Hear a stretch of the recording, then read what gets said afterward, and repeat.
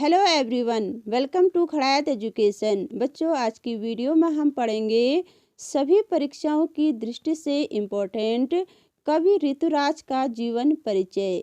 इससे पहले की वीडियो में हमने सूरदास, तुलसीदास, देव, जयशंकर प्रसाद, निराला आदि अनेक कवियों का जीवन परिचय और साहित्यिक परिचय को डिटेल में पढ़ाया हुआ है। आप लोगों ने वीडियो नहीं देखी है तो ज़रूर देख लीजिए। नीचे डिस्क्रिप्शन बॉक्स में सभी वीडियो की लिंक दी हुई है। बच्चों, सभी परीक्षाओं की दृष्टि से इम्पोर्टेंट का अर्थ है आप जो भी एग्ज़ाम दे रहे हैं या आगे देने वाले हैं, जिस भी क्लास में पढ़ते हैं, चाहे 9th है, 10th है, 11th है या 12th हो, जहाँ पर भी ऋतुराज जी का जीवन परिचय पूछा जाएगा उन सभी लोगों के लिए यह बहुत इम्पोर्टेंट है। साथ ही यदि आप किसी कंपटीशन की तैयारी कर रहे हैं, वहाँ पर भी कवियों के जीवन परिचय से रचनाएं, पत्रिकाएं, उनका मूल नाम, पुरस्कार आदि अनेक चीज़ें पूछ ली जाती है। तो बच्चों, जीवन परिचय को अच्छे से ध्यान से पढ़िए, जो हमेशा आपके काम आएगा। तो आइए शुरू करते हैं कवि ऋतुराज जी का जीवन परिचय। कवि ऋतुराज का जन्म 10 फरवरी 1940 ईस्वी में राजस्थान के भरतपुर जिले में हुआ। राजस्थान विश्वविद्यालय जयपुर से उन्होंने अंग्रेजी में एमए किया। 40 वर्षों तक निरंतर अंग्रेजी साहित्य के अध्यापन के पश्चात सेवानिवृत्ति लेकर जयपुर में रहते हैं। अंग्रेजी साहित्य के अध्ययन के साथ साथ ही उन्होंने हमेशा अपने हृदय में हिंदी साहित्य के प्रति अपने प्रेम को जीवित रखा।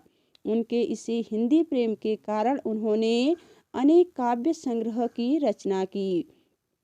बच्चों, आप लोगों के मन में सवाल उठ रहा होगा कि यदि वे हिंदी से इतना प्रेम करते थे तो अंग्रेजी का अध्यापन क्यों किया। तो बच्चों, अंग्रेजी का अध्यापन करना उनकी फर्स्ट चॉइस होगी, क्योंकि मास्टर ऑफ डिग्री एक ही सब्जेक्ट से होती है, लेकिन वे हिंदी से भी बहुत प्रेम करते थे।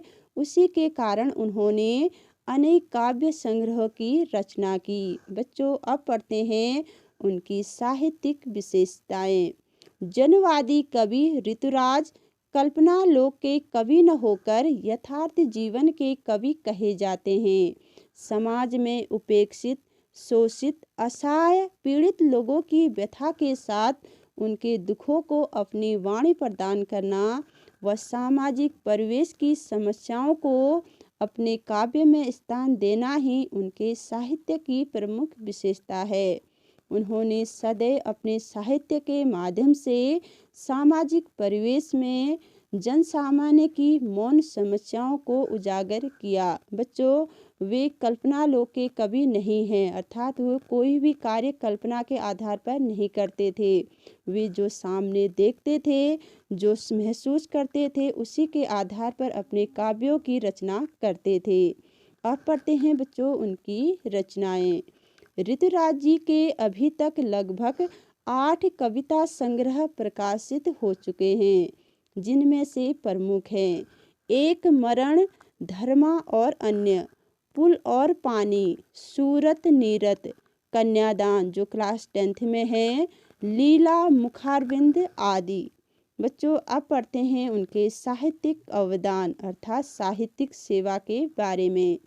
ऋतुराज जी ने हिंदी साहित्य की सेवा केवल काव्य रूप में की है।